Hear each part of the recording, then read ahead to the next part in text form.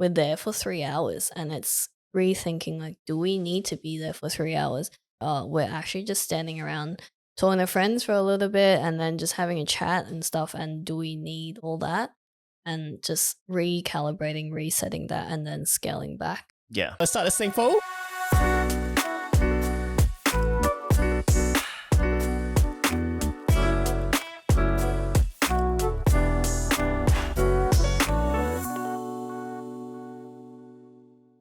Hello, I'm Sam. And I'm Amelia. Welcome back to Us Duo Podcast where we aim to build better mindset for better relationships. Yeah, and this week on Better Relationships, we're going to be touching on how to have a better relationship with your activities in terms of staying motivated. Shit, okay. Motivation.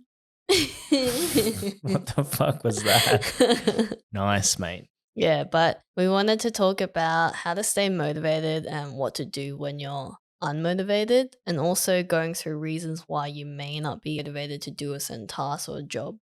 That's me every day. What, motivated or unmotivated? Unmotivated. Get out of here. Just joking. Let's go. So let's start off with reasons why you might not be motivated to do an activity. And while we were looking at this topic, we watched this YouTube, also podcast from Andrew Huberman, and he was explaining the reasons why you may be unmotivated. And I know there's a few different reasons, but this one thing that he talked about was really stood out to us. When you're doing a task, you're only working towards an end goal. So like you're working towards a reward that someone might give you. So whether if that's acknowledgement for how good your body looks, or if you're going to get a gold star at the end, like a gold sticker for kids. So he was explaining this study with kids. So all of these kids really love drawing. They really like painting, doing art. So it started off with them just drawing, doing whatever they want, and they all just felt rewarded by being able to draw arts and craft. But then they added this reward at the end where they give all the kids a gold star for finishing the artwork, right? And then after that, they did a study that follows where now they take away the star again. And now all the kids do not want to draw. They're not motivated to do any artwork anymore. And that's because now they've gotten used to working towards getting that gold star at the end. And what's that showing is that when you're only looking towards getting that reward at the end, it kind of takes away that happy feeling, that excitement, all the things that you used to love about doing this task. So you're talking about the effort of the reward. The gold star is basically the end goal, and people are not understanding what the effort goes into to achieve that gold star. It's not that they're not understanding, they're not appreciating their own efforts. Yeah. And not appreciating what they used to, like why they started this thing. So for example, these kids, they started because they truly love playing and doing arts and craft. But now that they're so fixated on getting this gold star, once that's taken away, they're like, oh no, this is boring. We got nothing to work towards. But it shouldn't be that. The thing is that you should be appreciating the efforts that you put in, and also appreciating and remember why you started. So would you say it's similar or somewhat similar to high school kids who get A+, who only just do it for the sake of getting an A+, rather than acknowledging the effort that they put in to get to that grade? Yeah, so it's kind of like if you take away the whole concept of exams, like you're not going to get graded, you're really just doing it so that you can study. No kids would study, right? Like no kid will be like, oh, I'm going to open my book today and study. So what Andrew was saying, I do agree that you shouldn't only be working towards a reward, but at the same time, I feel like sometimes there are benefits of having the reward, but it shouldn't be the only reason why you're doing something. So for example, like that school thing, it's a good thing that you're getting graded because then that motivates kids to be like, okay, I do need to study. So that's actually keeping them, doing the work and studying all that. And if you take it away, then how are you going to get the kids to actually do the homework? How are you going to get them to actually study?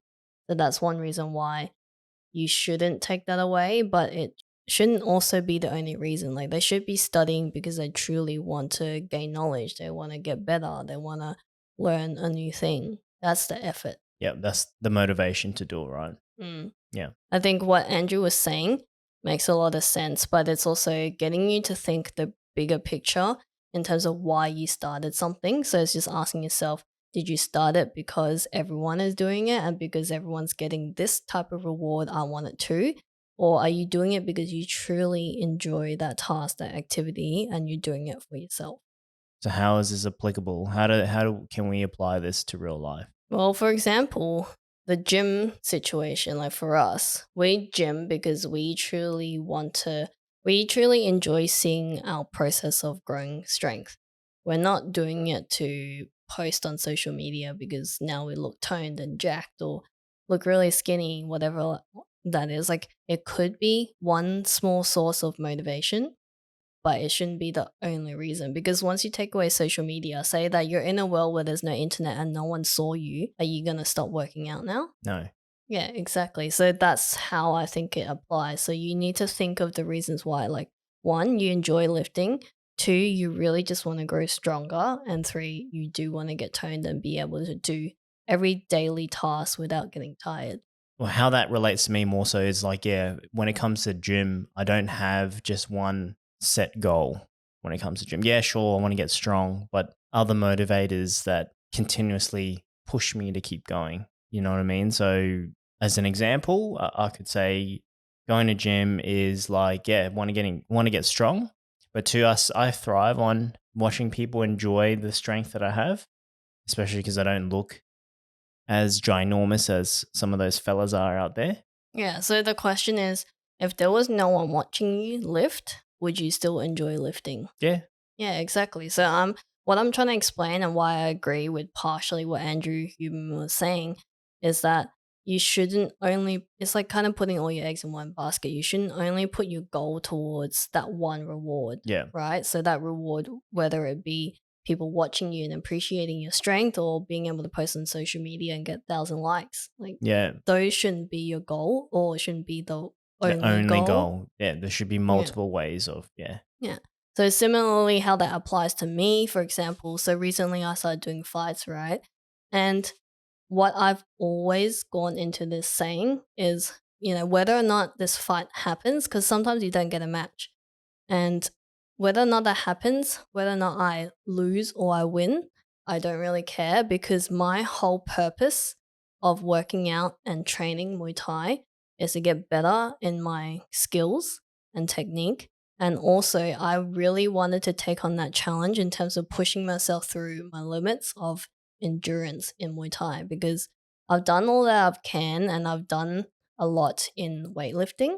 So I know how I can push through a really heavy set. Like I know how to control my mind to be like, no, I can do it.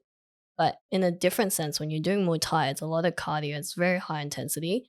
And that I know that I have a bit of a weakness in terms of pushing myself through that because you're so out of breath, right? Out of breath, you feel like you can't breathe and just trying to push through that, that's a different type of challenge. So I started always saying that I want to challenge myself to improve on that. So whether or not I get a fight, whether or not I win or lose, I just want to know that I've done my best and I've tried my best every single time I step into the Muay Thai gym. Yeah.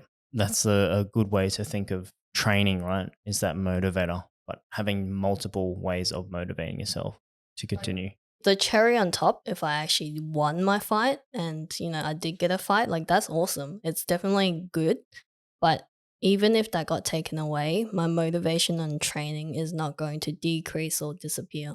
Yeah. There was another study from another guy, and he made a theory called the locus rule. So I thought this was also interesting to bring up. And the study was again through group of kids, and he split it between two groups, right? So again, they were doing something like arts or something fun, and one group got rewarded by saying you did really well because of how hard you worked. So they were telling about your efforts and everything has been rewarded because you've done a good job. Whereas the other group, the kids, after they finished the arts and craft, they just got told that they did a good job and you're rewarded because you're smart. So that led into a second study that happened after that. So they returned the two groups back into a new study and they got given three challenges that they can pick from. So an easy puzzle, medium puzzle, and a really hard puzzle, and they can choose from it. So the group of kids that got told that they were smart ended up going with the easy puzzle. And the group that got told that they did really well because of their own efforts, they chose the harder challenge. And they were just saying why that happens is because when you're rewarded for an internal effort, you're more inclined to keep growing and keep like doing better. Again, that growth mindset, because you know that it's because of you and how much you've worked and put your effort into something that you can grow. So you choose a harder challenge so that you can continue to do better, continue to grow. Whereas the group of kids that got rewarded because they were smart, they chose the easy one because they're like, oh, this is easy. I can do the hard one any day, but let's just go with the easy one. So they started to cruise. So they're now just looking at external factors to reward themselves and say that, they're smart or they can do something. And they kind of slow down on their efforts. Yeah, it's an interesting study because it makes comparisons as to, I guess, what that end goal is. And it is true because when you cut back to reality of life, most people would always think about the end goal. Well, what am I doing to achieve that end result? And that's what we always think about. We never really think about, what's the effort, what's the mindset when it comes to setting the small goals to get to that end achievement. Mm. Taking that step back to appreciate and realize the steps that you have to take to achieve that end goal is more rewarding. Yeah. And I think this locus theory, locus rule does actually apply to me because I do find myself working twice as hard and putting all my efforts when I know that I'm not good enough. I know this is like not a good way to look at things, but I actually work under pressure. So when I know that I haven't got anything done, other people have got their assignment done, or I'm not doing Muay Thai as good as I think I was, or I know that I still need to improve, I'll put a lot of effort in. And then whereas if I've been rewarded and be like, good job, blah, blah, blah, I'm kind of more relaxed because I'm like, I've got this. Like, that I can do it anyway, I can achieve it. I'm more on the chill end.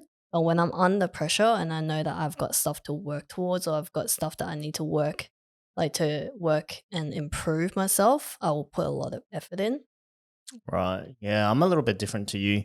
Me, depending on what I'm trying to achieve and how to achieve it, my motivation is quite diverse. So for an example, let's just talk about work. For an example, the end goal is fucking hard because it's unrealistic in terms of where I'm at, but the mindset for the growth and the small things that I need to take and do are small things that I need to think about like now on to sort of make those achievements. But I think for me, if I don't think about the end achievement, then I'm going to stay on track and be focused on what I need to do those small things to get to that end goal. Yeah, which is something we'll touch on a bit later on as well in terms of how to get motivated again if you have lost that motivation. Yeah. Yeah. So I guess that for me, in my experiences, that's how I feel. Yeah. Let's go into how to stay motivated if you actually have kind of fell off that bandwagon of you on being productive and working towards some of the things that you want to do. I think the very first thing to really think about and reflect is, why are you doing this? That's a good question. Why the fuck am I doing it? Because, for example, it really depends. Like, if you're doing it for career, and if career is not your priority, you're just doing it for the sake of getting money, getting paid, right? But if it's something where you really want to work towards, you want to get better, you want to find like some sort of achievement out of it and personal growth. And I feel like your motivation is a lot stronger than something where you're just doing it for a paycheck, for example. Yeah, that is a good point. And I feel that, like I said before, our like motivation is always going to be skewed from time to time. Sometimes we just look at the end goal rather than what do we need to do in between to get to that point. And Yeah, I so it think, just depends on the why you're doing it. yeah, it depends on the why you're doing it. And I feel sometimes we just don't really stop to reflect that. Mm. So that's how you would lose your sight of track in terms of your motivation and the sight of why you're doing it. Another example that I can throw in is, I do enjoy design. I do enjoy the things that I do, but over time you're just working to kind of grow because you do need to get paid to pay for your mortgage, do that, all that kind of stuff. But your primary motivation has skewed towards your salary, for example. And now you're just doing whatever you can or whatever job in that industry that is thrown at you just to get that better paycheck. You start to lose that passion for design because your end goal has kind of changed, or you kind of lost sight of what your original goal was. So it's just sitting back and being like, okay, I actually enjoy designing for websites, but I don't really enjoy designing for posters, blah, blah, blah. And just breaking down the things, what you enjoy and what you don't enjoy, and then realigning your goals so that you kind of have that middle ground where you do get paid well, but you're also working towards something you enjoy. Yeah, 100%. And that's why I said reflection. Reflecting is a massive thing, I feel. It's just, like you said, you lose focus on what your primary objective is in your career growth in this case. But it's just about reflecting and recalibrating. Okay, where the fuck am I? Do I need to back off on this certain direction, or do I even enjoy this? It's really, like you said, is just sitting down and just reflecting on those things. Yeah. And one thing that falls off the back of that is that sometimes you do need to do some things that are uncomfortable or something that you don't really want to do. But if you see the bigger picture as working towards a place where you want to get to, whether it's a better job or, being able to be the world title fighter, whatever it is, sometimes you do have to work hard and do some things that you don't like, but it's just acknowledging that and understanding that and working through it and keeping your mind on you're doing it because you purely enjoy this will keep you motivated. Yeah. Because Yeah. if you're really doing something that you don't like and you're just doing it for fame, like money, whatever it is, you're never going to enjoy it. Well, yeah, true. But I think it's okay if you focus on money, because money can be a motivator for Yeah, but certain that's what I people. mean. Like, if you're motivated because you do want to earn more money, like for family, for yourself, that's a motivator. But if someone's just only doing it for money, like itself, then it's gonna be a harder grind than if you truly enjoy what you're doing to get this money. Fair enough. Yeah. And I think that the next part from that is it's okay to feel unmotivated at times. Yeah, acknowledging that sometimes you might feel burnt out or Yeah. you have put too much on your plate or your to-do list is kind of everywhere. You're doing a bit of this and doing a bit of that and you're just all over the place. Yeah. It's okay to kind of have that roadblock, I'd say. Because even I feel that sometimes, or all the time, most cases. But Yeah. Well, the good example is we both equally enjoy gym, right? Working out, going to gym. But there are just some days where you just have off days. You just truly don't feel motivated to work out or push the hardest weights at the gym. And it's just acknowledging that, yeah, that's fine. Today is just not the day. same, I guess, for me too. Like just I guess fuck, what's the word? It's a similar case for me in the fact of gym, but for Muay Thai. So I like just really having a break from Muay Thai and just not doing it. Sometimes you need that reset to sort of recalibrate and realize, okay, is this something that do I really enjoy it? Is this something that I truly miss? That as an example from my point of view. And sometimes like it's okay to chop and change, recalibrate your motivation or rethink and reflect. But sometimes your end goal or the things that you're working towards may change. So if you were in a career where you always thought you're going to embark down the design career, but then now you're like, oh, I'm not really enjoying that as much, and you really like development, like web development. So your goals or your motivations and the reasons why you're doing something may change. So that's another reason why it's good to reflect on why you're doing this or why do you like it? Do you still like it? If you don't, then what do I need to do to change directions or to be motivated again? Yeah, 100%. And then going back on what you were saying before is just doing the little things and taking it one step at a time, breaking down your goals. Like you have one big goal, but breaking it down into small little milestones. That's a big one. I think sometimes we're ingrained in such a busy, environment where we've got so many different commitments and whatnot. Sometimes we don't realize that we've got so much on your plate, like you said before. So just reeling it back and coming to that realistic terms of, okay, well, what's my timetable look like now? What's my motivation look like? reflect on those, and then just slowly peel back at it. Don't make such unrealistic goals. Like if you've never done a pull up before and you're gonna be like, okay, by the end of this week, I'm gonna do 20 pull ups. That's unrealistic. And because you can't achieve it, that will make you unmotivated because your mind will be like, I can't do it anyway. Like, what's the point? Or I will never get there. So if you're like, okay, this week I'm gonna start with doing 5, and then next week I'm going to do 7. Like that is giving you little baby steps to work towards a bigger thing. And because you see that you're growing, you get this happy achievement. Like you feel it like you've achieved something, and that will keep you going. It's kind of like a snowball effect. Yeah, and this applies to outside of gym too. So if you're like training for fighting as well, it's just the same thing. Like in terms of consistency is key. As long as you're practicing, you're putting in the hours to train for yourself, rather than just jumping straight into a fight and say, "Yeah, I'm going to take on the world champion." Like it doesn't work like that. You've got to put in the hours and pay your respects, I Yeah. guess. And another good example, I think, would be so, for example, you need to clean the house and you look at everything that you need to clean. You're like, I really don't want to do that. But again, how you start small is maybe just start by washing the dishes. And then once you've started, you kind of like, okay, I've already started, let's do something else. So you can just slowly chip away at all the small tasks. And then eventually you've cleaned the whole house. So Yeah. it's just starting small. Yeah, exactly right. And that's the same thing as me when I look outside in our yard and we see the weeds and I'm like, fuck, so many fucking weeds. And then It's when a you go out little there and you pull that shit out, you're just like, wow, it looks good now. It's a little hard when the weeds exponentially grow. So Yeah. But that's an example, right? Like yeah. the I guess the effort and then doing it and then you see the results and you're like, oh fuck, this is pretty good. And it's actually kind of fun, weed picking. I don't know if everyone will agree to it, but it's fun. And something that you did briefly touch on is make a routine so that over time it's consistent. I know Yeah. we always bring in gym and fitness, but it's like the easiest example to show is if you really want to get started and it's hard to get into the gym, just make a routine. Maybe every Monday, Wednesday, Friday, I'm going to at least try and go to the gym or at least try and lift some weights or go running, whatever it is.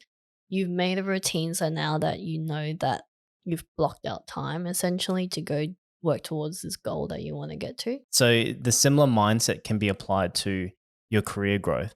So if you're someone that's in business development or acquisitions, it's the same thing. It's about consistency and applying the small goals or processes that you can apply to your timetable. And as you slowly do that, that will eventually grow and you're going to get some sort of goals out of that. Yeah. So I think making routines is important, especially when you're feeling unmotivated. Sometimes it's just the starting point is the hardest point, but once you get started and you kind of got yourself into a rhythm, it will get easier, hopefully. And you'll start to either work towards growing that and having again that growth mindset and do more and more. And maybe from that 3 days a week of workout, you enjoy it and you like it more, you might grow that to 4 weeks, 4 days a week. Yeah. So it's just being consistent, really. And then if it gets to the point where it's getting too much, then, just like we said before, stop, reflect, recalibrate, see what's on your plate, adjust what's on the plate. And that's how you basically reset your motivation Mm. towards to what you're looking at doing. Yeah. That's also really good. It's just, sometimes you just, as you kind of mature over time, you do get more and more things on your plate. You do have more goals you might want to do, or you just have a lot of activities and just tasks that you have to do. And it's just actually stopping and thinking, what can I remove from my to do list? What Yeah. don't I like doing anymore that I don't really need to do? What's not benefiting my growth? Just realign, reset your tasks, your goals. And that way, it's kind of like you cleaning out your closet. There might be some really old clothes that you don't wear anymore, and then refreshing. And now you've got like a whole new set of things that you want to work towards. Yeah. The most recent example is like for us or even for me, we used to train 6 days a week and it got to a point where it was like, okay, our commitments, our goals have changed. So we had to realign that. Well, it wasn't just that. 6 days a week was fine, but it's like, what are we doing within that workout that we're doing every time we go into the gym? We're there for 3 hours and it's rethinking, like, do we need to be there for 3 hours? And what are we doing for the 3 hours? And just realigning that and being like, oh, we're actually just standing around talking to friends for a little bit and then just having a chat and stuff. And do we need all that? And just recalibrating, resetting that, and then scaling back. Yeah. So Yep. prioritizing. Yeah, exactly right. Yep. One other thing is if you really are burnt out, just know that it's okay to take a break, like just completely stepping back and just giving yourself that me time or just downtime and be ready to get back into it. Yeah, that's an important thing because likewise, you're so ingrained in just your routine. Like if you've got that consistency, you know what I mean? You're doing what you're doing, and then it gets to a point where you hit a bloody brick wall. You've just got to peel back and just stop. Yeah, because one of the guests that we had on Hal, he was saying like the harder you push, the more it turns into shit, which is actually a good example because even if you truly enjoy the thing that you're doing or you enjoy the thing that you're working towards and you're completely burnt out, completely tired, the harder you push towards doing this, the more one, you might start to hate it. Two, you're just burning yourself out to the point that you just don't have energy left in you to do that anymore. And yeah, that's just not a good feeling or a good point to get to, especially when you're doing something that you enjoy. Yeah, exactly. Because you're just going to be, trying your best to just push shit out, but you've pushed so much shit out that you're just like, hang on, it's a solid brick now. Nothing's coming out. What do I do? Yeah. Lastly, I think just changing up what you're doing and even just exercising in general, just doing a walk or go for a run or go do a sport with a friend. It's exercising increases your endorphins, which is like these happy hormones that you have. And because you've done that, you feel refreshed. And generally, after exercising, you feel really good. For me personally, as well, because I'm not a morning exercise person and I go Muay Thai in the mornings. And yeah, definitely before you go, you're just like, why am I up so early? Like, what am I doing? Like, I probably just, like, I can just not go today. But once I push myself to go and I've done the exercise, I come back, I'm so refreshed and just feel rewarded and happy that I made the effort to go. Yeah, it's good that you can do that because I can't do that. When I go in the morning, I just don't have fucking energy and I just feel like dick. A grumpy old man. Yeah, but I do agree in terms of exercising, just being active, you know what I mean? Moving around, it makes you just feel so much better, like you've achieved something. Yeah, and you've already done something that's productive, and because of that, let it roll into something else and be productive with that next task that you want to do. Yeah. And I mean, it could be anything with your friends too, like I Yeah, said, like play sports, play some badminton, squash, you know what I mean? something that you enjoy with other people or with other things, and just have that me time. Yeah, 100%. So that is our little episode on how to stay motivated or why sometimes you're not motivated to do a task. But let us know if there's anything that you also do for yourself to keep on top of your motivation. Yeah. Thanks for joining us today, guys. And we see you in the next one. Goodbye. Peace.